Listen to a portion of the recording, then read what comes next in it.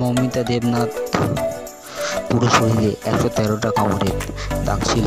চিকিৎসক মৌমিতা দেবনাথকে ধর্ষণের সময় সাহায্য করে তারই 2 নারী সহকর্মী। ভাবা যায়, এমনই চাঞ্চল্যকর তথ্য উঠে এসেছে। শুধু তাই নয়, তাকে গণধর্ষণ করা হয়েছে তাও যে নিশ্চিত করেছে চিকিৎসকরা। পুরো শরীরে 113টা কামড়ের দাগ ছিল। 150 গ্রামের মতো শুক্রাণু পাওয়া যায় তার দেহে। সাধারণত একজন সক্ষম পুরুষের শুক্রাণুর পরিমাণ গড়ে 5 থেকে 6 গ্রাম। যদি 100 গ্রামও ধরা হয়, তার মানে কমপক্ষে 18 থেকে 20 জন পুরুষের সমান শুক্রাণু পাওয়া গেছে মৌমিতার দেহে।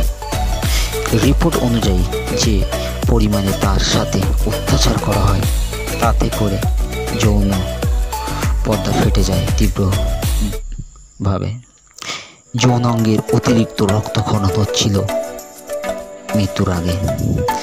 নির্যাতিতার উপর অত্যাচার হয়েছিল এবং একাধিকবার কিন্তু এইভাবে তাকে অত্যাচার করা হয়।